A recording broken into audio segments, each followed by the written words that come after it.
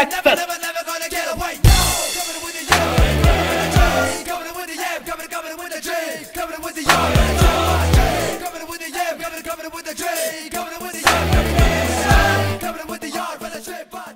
AVM என்கின்ற முத்திரையை கண்டாலே சிறந்த படங்களை, சீர்திருத்த படங்களை, நாட்டுப்பற்றுள்ள படங்களை வழங்கியவர்கள் என்பதை மக்கள் தானாகவே உணர்வார்கள்.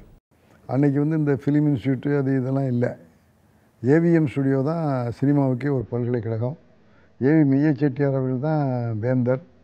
அவங்களுடைய பிள்ளைங்கள் எல்லாரும் துணைவேந்தர்கள்.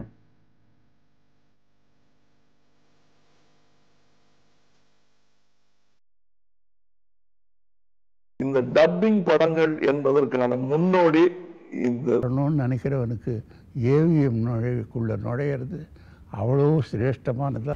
அவருடைய பிள்ளைகளை விட எனக்கு தான் உரிமை ஜாஸ்தி. அவரை நான் வாழ்க்கையில் மறந்தேன்னா என்னை விட நன்றி கொண்டவ யாருமே இருக்க முடியாது. என்னை பெற்றவங்க தான் அன்னை ராஜாமணி. ஆனால் எனக்கு வாழ்வு கொடுத்தவங்க, எனக்கு கலையை சொல்லி கொடுத்தவங்க ஏவிஎம் ஸ்டுடியோ தான்.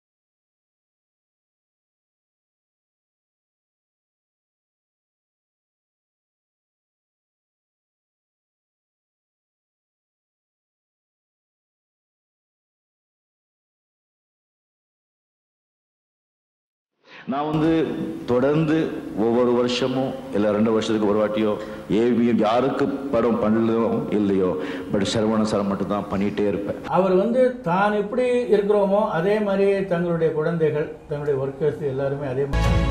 ஏவிஎம் அவர்கள் இருவரும் இந்த உலகை, இந்த திரையுலகத்தை வாழ வைத்தார்கள், மறைந்தும் வாழ வைத்துக் கொண்டிருக்கின்றார்கள் என்பதை எண்ணும்போது அந்த பெருந்தகையினுடைய வாரிசுகள் நிச்சயமாக இந்த புகழ் பெறுவது ஆச்சரியப்படத்தக்கது அல்ல என்பதை நான் இங்கே குறிப்பிட விரும்புகின்றேன். இவ்வளவு நாள் வளர்ந்த இந்த ஸ்தாபனம் இந்த பசங்களால் பல்லாயிரத்தாண்டு, பல கோடி 100 ஆண்டு சிறப்பாக மேலும் மேலும் உயர்ந்து